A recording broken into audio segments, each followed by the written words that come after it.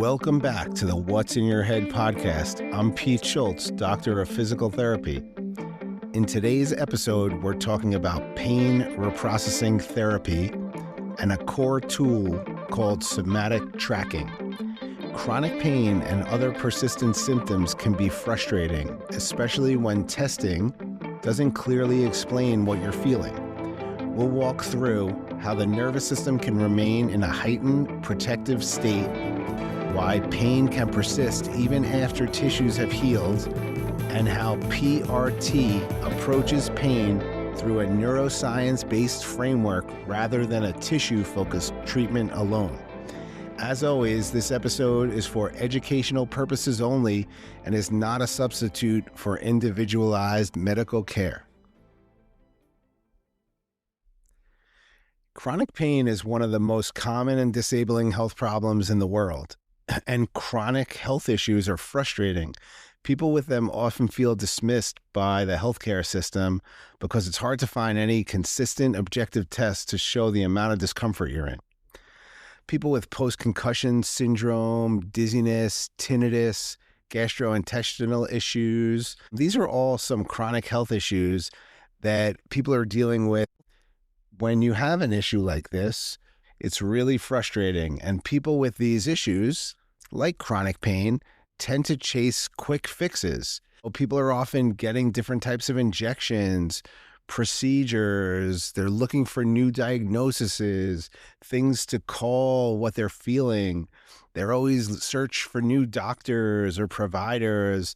Oftentimes I hear people say, I found the best PT, he's a magician, and they see him and he's amazing and he does these things, and they feel good for a week or two, and then they're kind of back to their chronic symptoms. Or they found this great chiropractor who does this special treatment, or this great acupuncturist. And again, I feel like there are a lot of great practitioners in their professions.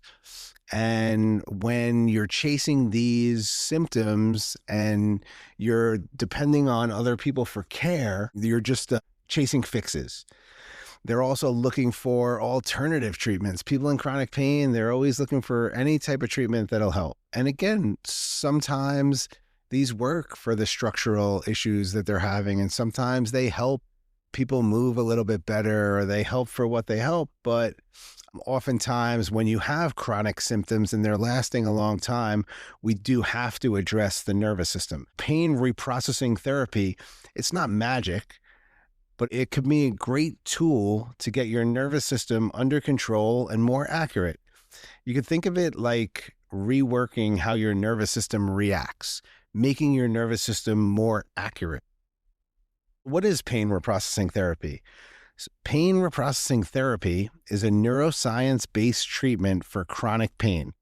It also works for other chronic symptoms like dizziness, gastrointestinal issues, nausea. It's a system of tools that retrains the brain to interpret sensations correctly and break the cycle of chronic pain. It targets pain that is persistent, pain that lasts longer than it takes for the tissue to heal.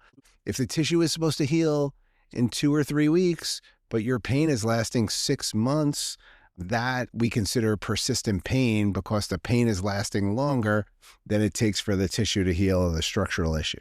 Pain reprocessing therapy targets pain that is out of proportion to the amount of tissue damage there is. Oh, if someone has a small injury, maybe muscle strain in their neck, and it's healed, or the tissue has healed, it's been about 4 weeks, and they have this excruciating pain, this 10 or 15 out of 10 pain. That pain we would call out of proportion with the amount of tissue damage. You have a small muscle strain, a tremendous amount of pain. Well, pain reprocessing therapy is targeting pain that is persistent, and then pain is out of proportion with the amount of tissue damage that you have. So the core idea here is that pain is an output from the brain.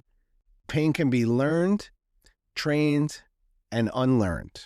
Pain reprocessing therapy does not claim that pain is all in your head or pain is imaginary.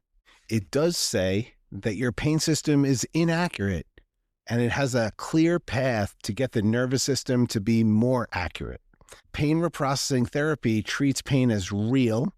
It treats pain as a protective mechanism from the nervous system, and it's reversible. One of the core principles of pain reprocessing therapy is trying to determine if your pain is structural or neuroplastic, which is a non-structural origin of your pain.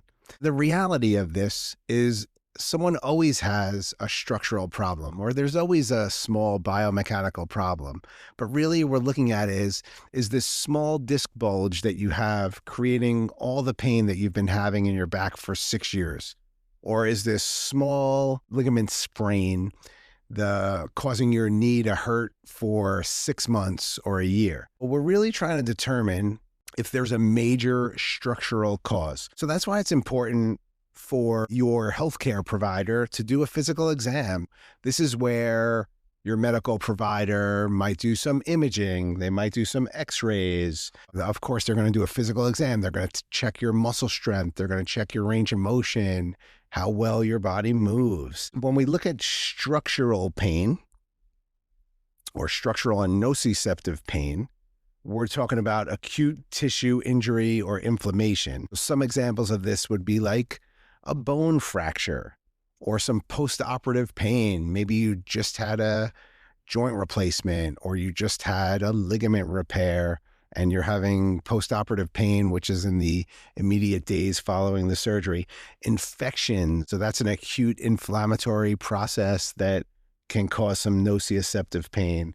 Or an acute disc herniation. Someone who does have an acute disc herniation and there's inflammation around that area, there's going to be some nociceptive pain.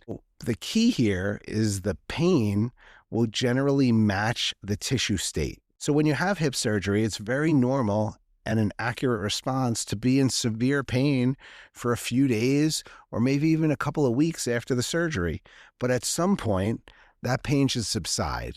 And if you're having pain that extends well beyond the amount of times it takes for that acute inflammation to go away, then we could call this pain a little bit more persistent or neuroplastic.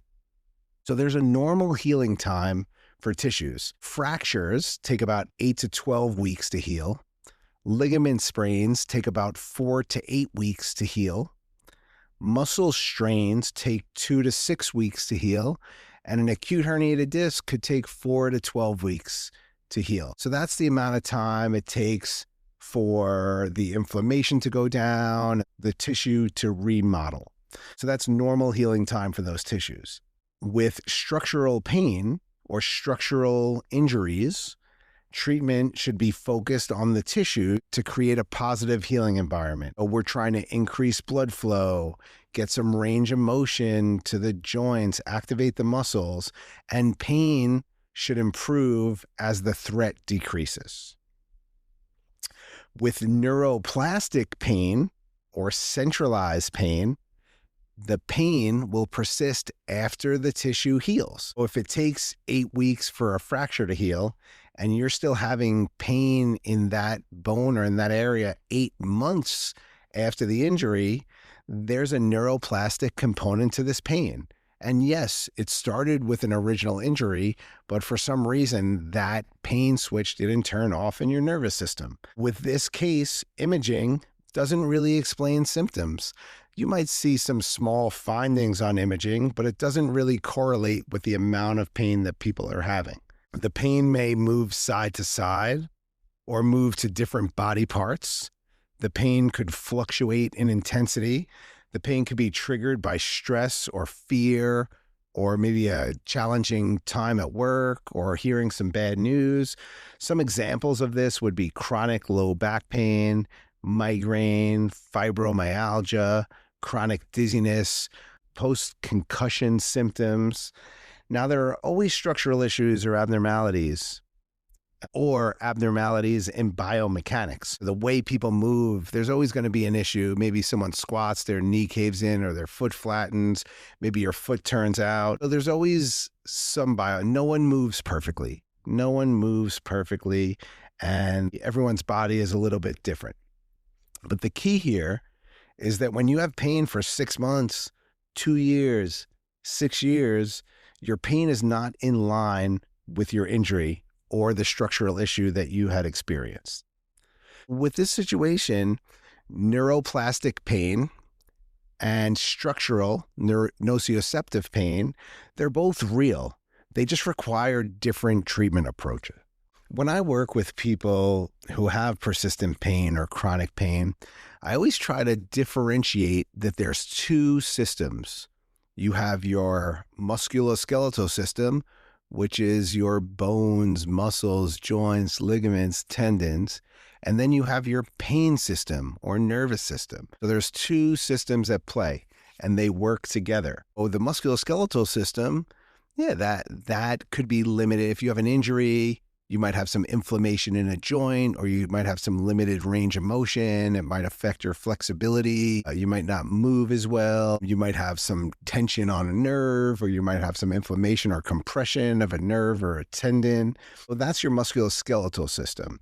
Then the nervous system will decide how much protection is needed or how much pain is going on in the system. The nervous system decides how loud this pain is and how persistent this pain is and how threatening this pain is. Some factors that amplify pain are fear, stress, past experiences, hyperattention or hypervigilance, continued focus on that body part. Even I was discussing with someone today, it's trying to find a cure or trying to find a cause and overanalyzing all your symptoms, that's going to heighten your pain response. Even structural pain is going to be filtered through the nervous system. In chronic pain, your alarm system just fails to turn off. Let's talk about the Boulder back pain study. The Boulder back pain study was done using Pain Reprocessing Therapy, and it's a great study. It was conducted at the University of Colorado at Boulder and published in JAMA Psychiatry in 2021. It studied people with chronic low back pain for 6 months or more, and the key here is these people did not have any serious structural pathology. The participants were randomized into 3 groups: a pain reprocessing group, a placebo group, and then a normal usual care group. The pain reprocessing therapy group included pain neuroscience education, reframing pain as not being dangerous, emotional awareness, and somatic tracking, which is the core technique in pain reprocessing therapy. And the results were great. 90% of patients who were in the PRT group reported some reduction in symptoms, and 66% of patients in the PRT group reported pain-free or nearly pain-free after being treated with pain reprocessing therapy, compared to the placebo group, where only 20% had what we would consider a full recovery, and 10% in the usual care group had a reduction of symptoms to the point where they were pain-free. So that's amazing. 66% in the pain reprocessing therapy group basically got rid of all their pain, and 97% of these patients reported some reduction in symptoms. We have a great tool in this pain reprocessing therapy, and I feel like I've been using it regularly for about the past 3 years, and I'm seeing some great outcomes and great results with this. The key here is it's a tool that addresses the nervous system. We do get people to move, and it's always important to get people to move and get the body to move, but we're really addressing the nervous system with these chronic pain issues. The main tool that's used in pain reprocessing therapy is called somatic tracking. So what do we do? When you have chronic pain, the go-to technique for people is usually to try to distract themselves, to try to do something to take their mind off the pain, or try to do something to get rid of the pain. I think what I'm finding is most of the people that I see with chronic pain, their main go-to strategies would be to distract themselves, ignore the pain, or take a medication or ice pack or hot pack to try to get rid of the pain. But with somatic tracking, We're doing the opposite. Somatic tracking teaches the individual to go towards the pain. So if you're having pain in your shoulder blade or in your neck, you want to focus on that pain, hyper-focus, and you want to watch the pain with curiosity and observe it and see what happens and see if it changes, see if the quality of sensation changes. You want to breathe into and out of it. There's a lot of different things. So distraction and ignoring the pain, it doesn't tend to work with chronic conditions and chronic pain. Oh, somatic tracking, and we're going to go through, I'm going to actually put up an example of somatic tracking on Pain&Dizzy.com website under the tools. So I'm going to have a few different body parts with somatic tracking. At the end of this, you'll be able to go to Pain&Dizzy.com and find some tools for somatic tracking. I'd like to go through now what a somatic tracking session would look like to someone. Basically, to start somatic tracking, you're going to sit down and you're going to relax. You're going to sit down in a relaxed position. You're going to feel your feet touching the floor. You're going to feel your legs touching the chair. You're going to be in a nice, safe environment. Then you're going to notice the pain. Let's say you have pain in your right shoulder blade. Let's say you have, I've recently had a bunch of people with chronic persistent pain in their right scapula area. You have this pain in the right scapula. You're just going to sit there and you're going to watch it. You're going to observe it. I often tell people that pretend you're in a dark room and the only light is this spotlight and it's shining on that area of discomfort or that sensation, which in this case would be the right, around the right shoulder blade. You have this spotlight and you're observing this area. You're observing it with curiosity. You're watching the area, watching this area of persistent pain or whatever the sensation that you're feeling. And you're going to note the quality of the sensation. You're going to see if it moves. Is it dull? Is it sharp? Is it throbbing? Is it tingling? Does it move to the left side? Does it get bigger and does it get smaller? Does the quality change? Does the area change? You're just watching it. And I'll often tell people to watch it like you're laying on the ground watching the clouds in the sky, or you're watching the trees go by when you're sitting in a car driving. Hopefully not when you're driving, but if you're a passenger in the car. Oh, you're observing this sensation with curiosity. You're bringing attention to the area. And what that does is it allows you to go towards it, and you're going towards it. Instead of distracting yourself, you're really watching this sensation in your body. Then once you do that, you could breathe into it. You could take a deep breath. And then what I'll often say is take a deep breath in and picture that area, or let's say it's a circle around the area of your discomfort. The circle gets a little bit bigger when you breathe in and the circle gets a little smaller when you breathe out. And you could watch it and you're playing with it and you're breathing into and out of the area of the sensation. Then you want to create safety in the system. I'll often tell people, hey, you've had an x-ray of your neck and it doesn't show anything that wrong. There's no damage in the shoulder. You've been to some really good doctors. You've been to 4 different doctors and they all said there's no major structural damage. You exercise regularly, you eat healthy, you're doing everything you can to try to take care of it. So you're trying to create safety and positivity in the system. Because we know that the way the nervous system works, if there's more credible evidence of danger than there is credible evidence of safety, your nervous system will create pain as an output to protect you. But we're trying to create more thoughts of safety in this area. Then what I'll often do is you kind of make a little joke, or you think about some experience that you really enjoyed, or something that you planning on doing in the future, or an experience that you had a good time with. And then we're going to keep breathing into that area and continue watching that area where you have the sensation. And the goal here is learning. Obviously, you're looking to get rid of the pain, but the goal here is just learning about your nervous system. And the reason that somatic tracking works is because you're creating more safety in the system, and that reduces the threat. And a reduced threat lowers your pain output. And repetition of these exercises create neuroplastic changes in the nervous system. You're retraining this prediction model.